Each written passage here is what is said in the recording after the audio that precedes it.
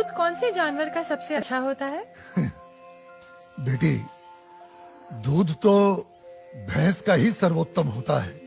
फिर तो आपको भैंसशाला चलानी चाहिए स्वामी जी। आप गौशाला चलाते हैं और दूध भैंस का सबसे अच्छा बता रहे हैं। वो इसलिए बेटी क्योंकि आपने दूध के विषय में पूछा है, और दूध भैंस का ही उत्तम होता है। तो फिर गाय का दूध स्वामी जी? बेटी, गाय का दूध दूध नहीं, अमृत होता है। और हमारे लिए गाय जानवर नहीं, हमारी माँ है। वो कैसे स्वामी जी?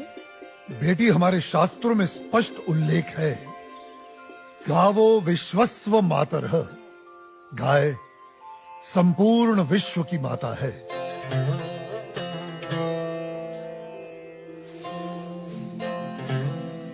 बेटी, गाय ही संसार में एकमात्र ऐसा प्राणी है जिसके अंग अंग से संसार को लाभ प्राप्त होता है। गाय दया, ममता और त्याग की देवी है। गाय लोक मंगल का स्वरूप है। लोक मंगल का स्वरूप है? वो कैसे स्वामी जी? हाँ बेटी, गाय का दूध पीने से शरीर के साथ साथ मस्तिष्क का भी विकास होता है।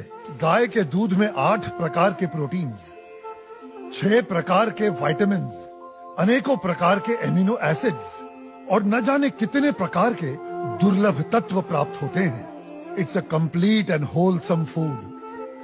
ये मानव शरीर के प्रत्येक रोगों के लिए वरदान है, इसीलिए ये अमृत है। अब तुम गौमूत्र को ही ले लो।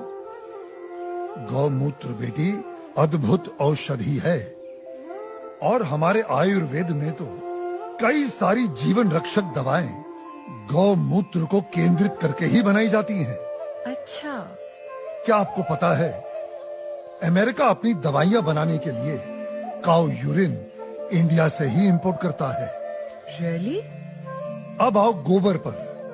काऊ डंग, जिसका अज्ञानी लोग बहुत मजाक उड़ाते हैं, वही गोबर ईंधन और खाद यानी कोल और मैन्योर का काम करता है। It's a natural fuel and fertiliser. आपको पता है बेटी, गांव के कच्चे घरों की दीवारों पर गोबर लेपने से उन पर सूर्य की सख्त और विषाक्त किरणों का असर ही नहीं होता। ओह। बेटी, हमारे शास्त्रों में कहा गया है कि गाय के खुरों से उड़ी धूल यानी गोधूली अपने मस्तक पर लगाना तमाम तीर्थों में स्नान करने के बराबर है। लेकिन स्वामी जी, आपने ये गौशाला खोलकर जो बूढ़ी और दूध ना देने वाली गायों को शेल्टर दिया है, अगर कोई कसाई इन्हीं गायों को काटकर उनका मांस अगर बाजार में बेचता है, उसे तो 30-40 हजार का लाभ हो सकता है। लेकिन आपने तो इन बूढ़ी गायों को शरण देकर उसके पेट पर तो लात मार दी है। उस बेचारे का तो रोजगार छिन गया है स्वामी जी। हम कितने एहसान फरामोश हो गए हैं बेटी। चलो आज एक कैलकुलेशन करते हैं। एक गाय 20 से 25 साल जीती है। वो अपने जीवन काल में 15 साल हर रोज 15 से 20 लीटर दूध देती है। इसका मतलब एक साल में हुए तकरीबन 7,000 लीटर दूध, और 15 साल में हुए 1,05,000 लीटर दूध। अब आप अंदाजा लगा लो, 1 लीटर दूध कितने का बिकता है, और 1,05,000 लीटर दूध कितने का बिकेगा। अब तुम वैसे ही गोबर और गौमूत्र का भी गणित जोड़ लो। तुम्हारी आंखें फटी और खुली रह जाएंगी कि एक गाय अपने पूरे जीवन काल में कितने करोड़ों रुपए मनुष्य को कमा कर देती है। बेटी, अनेक इंडस्ट्रीज काऊ डेयरी और उसके बाय प्रोडक्ट्स पर टिकी हुई हैं। और ये गणित यहीं खत्म नहीं होता बेटी। उसकी मृत्यु के उपरांत उसकी चमड़ी, उसकी अस्थियां भी काम में आती हैं। उससे भी लोग पैसे कमाते हैं। आप 30-40 हजार रुपयों की खातिर उस ममता की मूर्त को जीवित काट कर व्यापार करने की बात कर रही हो, उसे खाने की बात कर रही हो।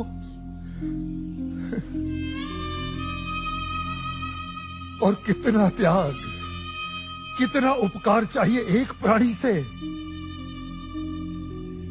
जिस मां ने अपने जीवन काल में हमें इतना धन दिया हो, हमारी सेवा की हो, उसके वृद्ध हो जाने पर, उसके बीमार हो जाने पर हम उसका त्याग कर दें, उसे अबैंडन कर दें। धिक्कार है ऐसी सोच को। बेटी अपनी मां के वृद्ध हो जाने पर उसे बेचा नहीं जाता, उसे काटा नहीं जाता, उसकी सेवा की जाती है। मैं आपकी बात से सहमत हूँ स्वामी जी, लेकिन आपका पॉइंट ऑफ व्यू प्रेजुडिस भी तो हो सकता है, क्योंकि आप एक हिंदू हैं। ओ मैडम जी, आप बिल्कुल गलत बोल रही हैं। मैं एक मुसलमान हूँ और मेरा नाम इस्लाम मुन्ना शेख है और मैं इस आश्रम का ग्वाला हूँ। और हमारे कुरान पाक में कहीं भी गाय के गोश्त को खाना नहीं लिखा है। हम हिंदुस्तान में रहते हैं। अगर गाय हिंदुओं की माँ है तो गाय हमारी भी माँ है। तो इसका मतलब आप भी गौ हत्या के खिलाफ हैं? 100%। हम हिंदुस्तान में गौ हत्या नहीं होने देंगे।